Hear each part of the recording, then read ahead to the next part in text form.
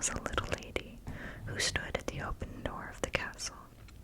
She was also cut out in paper, but she had a dress of the clearest gauze and a little narrow blue ribbon over her shoulders that looked like a scarf. And in the middle of this ribbon was a shining tinsel rose as big as her whole face. The little lady stretched out both her arms, for she was a dancer, and then she lifted one leg so high that the tin soldier could not see it at all, and thought that, like himself, she had but one leg.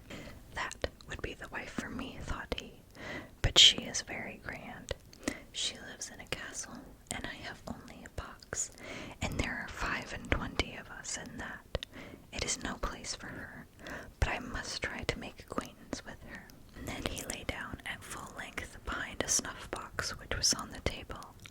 There he could easily watch the little dainty lady, who continued to stand on one leg without losing her balance. When the evening came, all the other tin soldiers were put into their box, and the people in the house went to bed. Now the toys began to play at visiting, and at war, and giving balls.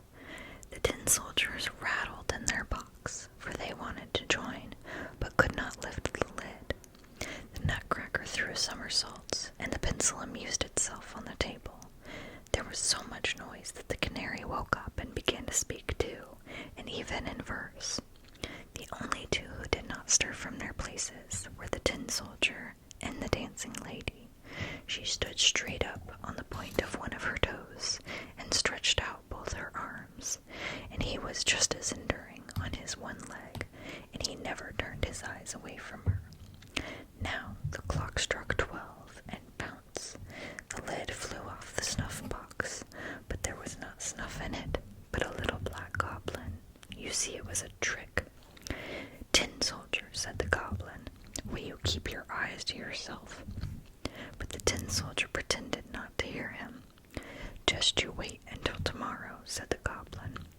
But when morning came and the children got up, the tin soldier was placed in the window, and whether it was the goblin or the draught that did it, all at once the window flew open, and the soldiers fell head over heels out of the third story. That was a terrible passage. He put his legs straight up, and stuck with his helmet downwards, and his bayonet between the paving stones. The servant maid and the little boy came down directly to look for him, but though they almost trod upon him, they could not see him.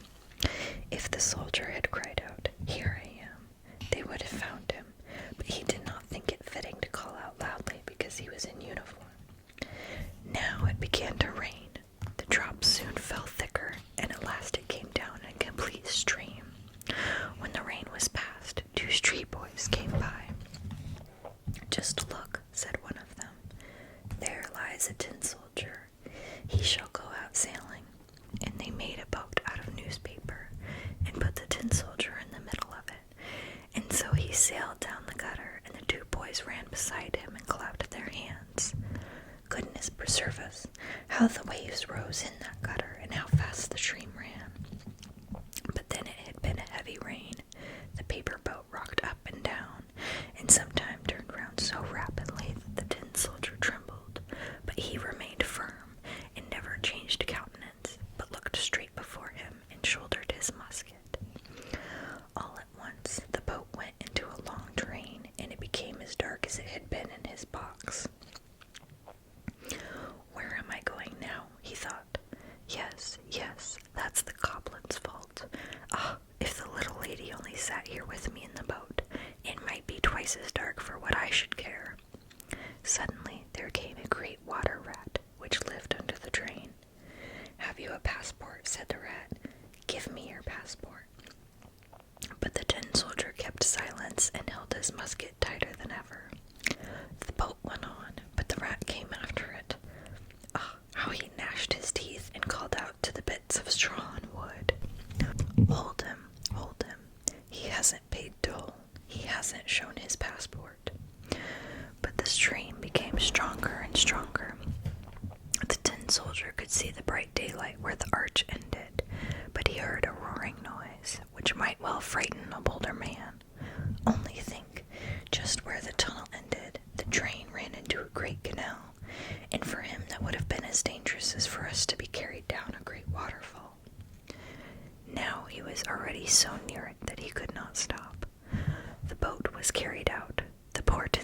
stiffening himself as much as he could, and no one could say that he moved an eyelid. The boat whirled round 3 or 4 times, and was full of water to the very edge. It must sink. The tin soldier stood up to his neck in water, and the boat sank deeper and deeper, and the paper was loosened more and more, and now the water closed over the soldier's head. Then he thought of the pretty little dancer, and how he should never see her again, and it sounded in the soldier's ears, "Farewell, farewell, thou warrior brave, for this day thou must die." And now the paper parted, and the tin soldier fell out, but at that moment he was snapped up by a great fish. And how dark it was in that fish's body! It was darker yet than in the drain tunnel, and then it was very narrow too. But the soldier remained unmoved and lay at full length, shouldering his musket. The fish swam to and fro. He made the most wonderful movements, and then became quite still. At last something flashed through him like lightning. The daylight shone quite clear, and a voice said aloud, "The tin soldier."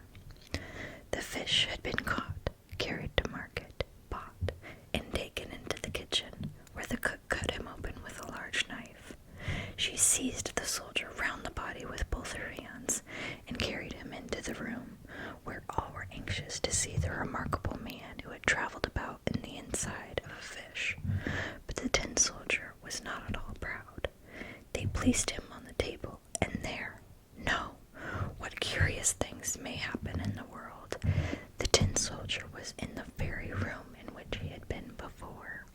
He saw the same children, and the same toys stood on the table, and there was the pretty castle with the graceful little dancer. She was still balancing herself on one leg, and held the other extended in the air. She was hardy too. That moved the tin soldier. He was very nearly weeping in tears, but that would have not been proper. He looked at her, and she at him, but they said nothing to each other. Then one of the little boys took the tin soldier and flung him into the stove. He gave no reason for doing this. It must have been the fault of the goblin in the snuff box.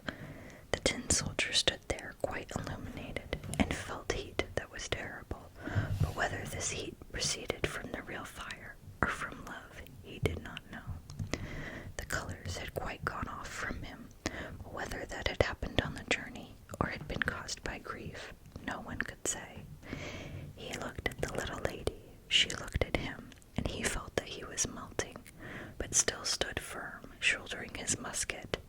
Then suddenly the door flew open, and the draught of air caught the dancer, and she flew like a sylph just into the stove to the tin soldier, and flashed up into a flame, and she was gone. Then the tin soldier melted down into a lump, and when the servant maid took the ashes out the next day, she found him in the shape of a little tin heart. But of the dancer nothing remained but the tinsel rose, and that was burned as black as a coal. This is the color illustration